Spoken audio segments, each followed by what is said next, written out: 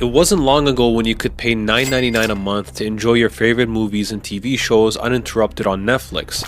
Fast forward today, and it seems like it's getting more and more difficult to enjoy the content you like without being bombarded with ads, tiered subscriptions, and overall just terrible experience to extract as much money from you as possible. So that begs the question, why do we keep paying for it? Last year, the streaming company made the controversial decision to crack down on password sharing.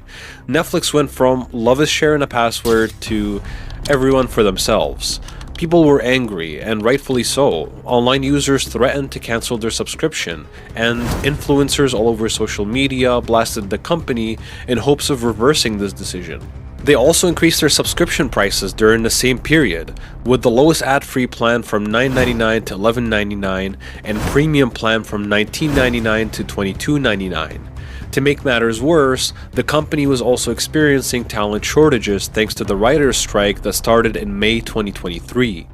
But nothing happened. Netflix didn't lose any subscribers. They didn't go under.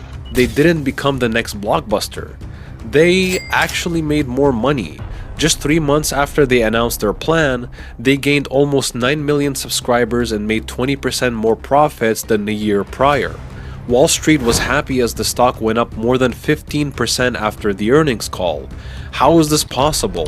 Why didn't their subscriber count go down? There are a few reasons.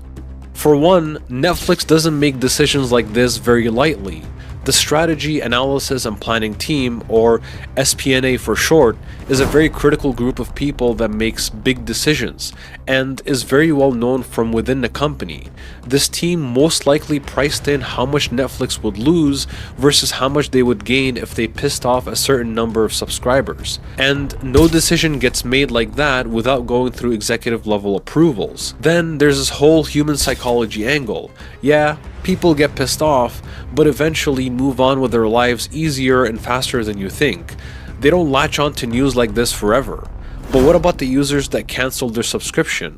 Surely this impacted the company to some degree. Yet Netflix is surprisingly happy to lose such customers, which brings us to reason number 3. Logically, the company wants as many loyal customers as possible. Users that cancel, switch plans, or just abuse their monthly subscription are not very important to Netflix. And naturally, these are the same users that would cancel on a whim whenever they deem necessary. Instead, Netflix wants people who don't care or don't follow the news to become loyal customers. This way, they can hike prices, create further tiers, and inject more ads with minimal risk of losing subscribers.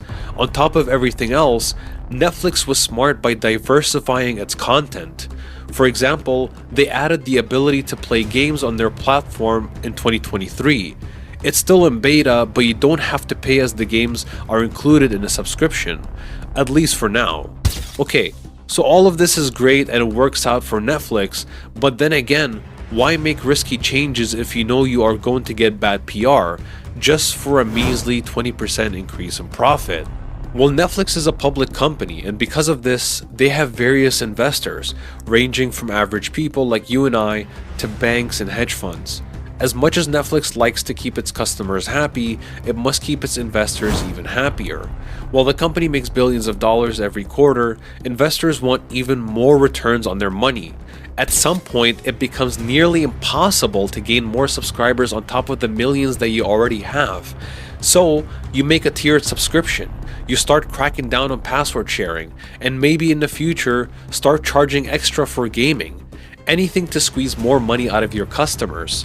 So what does it actually take to bring down Netflix?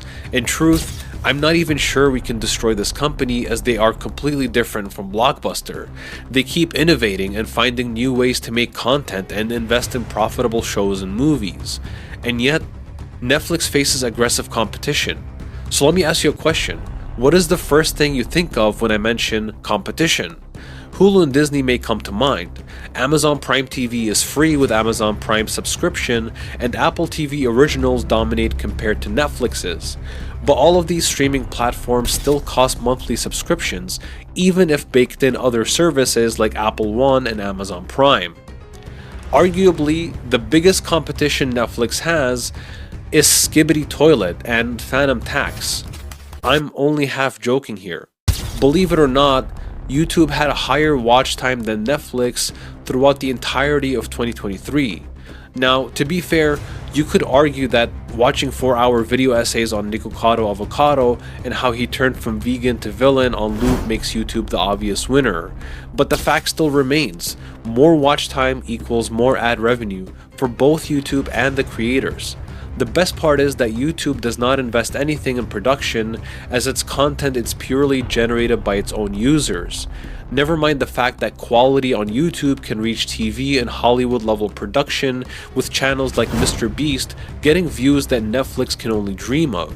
So while Hollywood is losing to both Netflix and YouTube, Netflix is still under immense pressure to diversify its revenue stream. As of now, they desperately depend on subscriber revenue while YouTube enjoys unlimited support from Google. Netflix inevitably will have to find a different source of revenue outside of watch time and ads. But nobody really knows what the future holds for the company.